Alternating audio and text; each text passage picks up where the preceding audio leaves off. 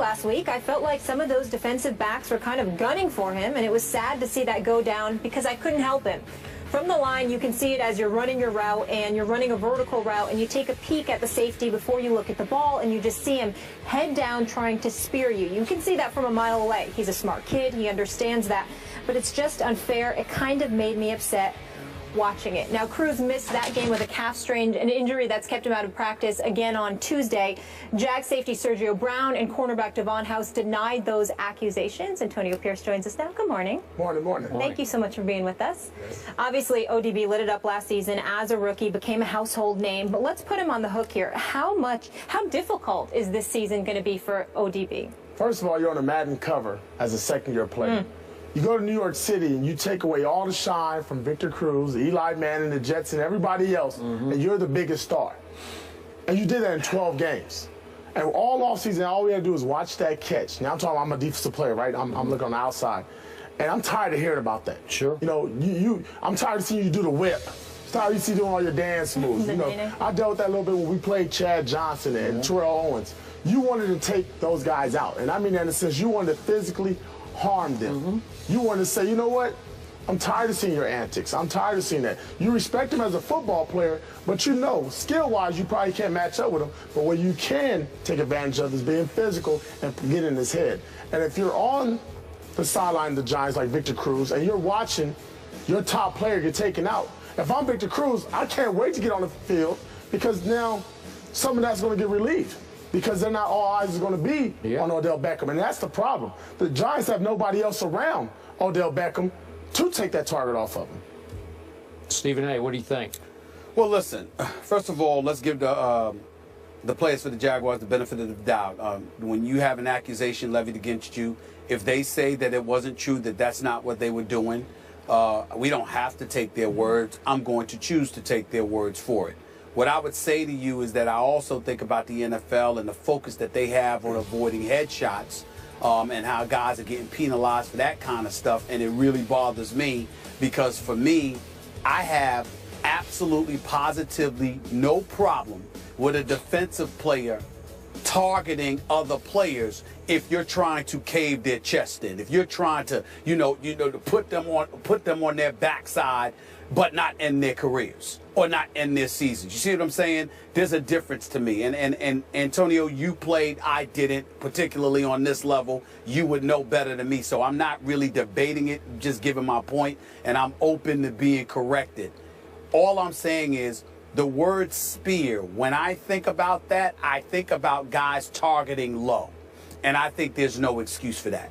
That's one of the problems that I have with the NFL. The NFL, obviously, as always, are thinking about themselves and not the health of their players, because when they talk about these guys and focusing on concussion issues, to transfer that to encouraging guys to go so low, where they're taking out your knees, that really, really concerns me. And I don't care what anybody say. If you ask a guy, where would he rather get hit? He'd rather get knocked upside his head than have his knees and his legs taken out from under him. I just wish the NFL focused on low just as much as they focus on high.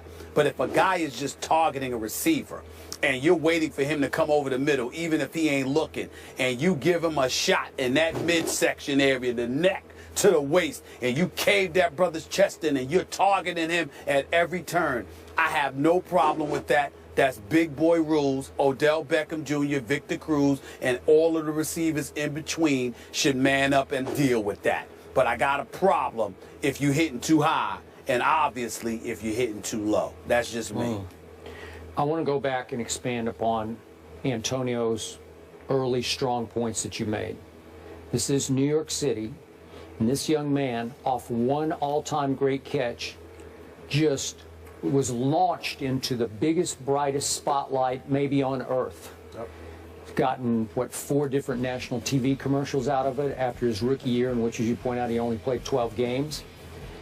I think it's going to be a struggle for him this year. I think he's going to have to get his feet back on the ground and figure out how this game works, because he's not just going to be targeted by Eli Manning, as you said, and I don't mean this in a dirty way. He's going to be a target of every secondary and every linebacking core. They just are.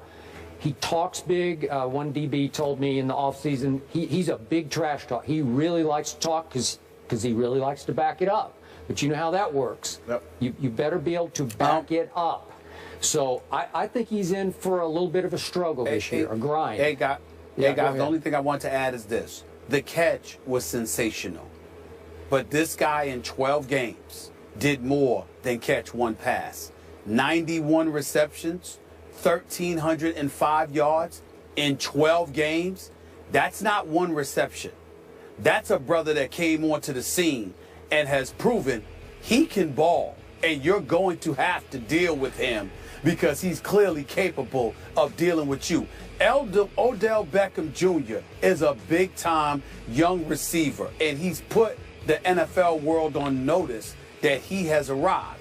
Now they're dealing with him. But it ain't because of one catch. The one catch may have helped him get the endorsements, but it's also the other 90 catches had a lot to do with it in the 1,305 receiving yards in your rookie year in 12 games, 4 games shy of a full season. You know how many yards this brother could have accumulated over the course of 4 games? I can't ignore that. One thing about football, regardless of who you are, you can be a Hall of Famer, greatest of all time. It will humble you. It will humble you. Somebody will humble you. And you just got to understand that. It's going to happen at some point. Okay, and Stephen A., back to your point, I get it. The numbers are just sensational through the 12 games. But my friend Casey Joyner has a piece running right now on ESPN.com, and you can call it nitpicking if you will, but I respect Casey's breakdown knowledge. And he's predicting that Odell will struggle this year, and it's too complicated for me to go through all the metrics that he uses, but he's making the case that Miles Austin had one sensational big year. Mike Wallace had one big sensational year, and then they kind of fell back to here, you know, where they're pretty good, but they're not great. And he's projecting that Odell will fall back to a different level. I don't know, because I saw greatness in him last year. I'm with you. I did. And I talked to people who said we just couldn't cover him. We could not deal with him. But here's the question for both of you. What's wrong with being very good on an NFL level? I understand that he may not be as great as he's projecting or other folks are projecting he may be. We'll see. But what's wrong with being very good? There's a lot of dudes in the NFL who are not very good. He happens to be somebody that we're debating greatness or very good about. With Eli Manning as his quarterback, with Ruben Randall and Victor Cruz as his sidekick or him being their sidekick. That's not a bad scenario to be in. I would just say keep that in mind. Okay, I hear you.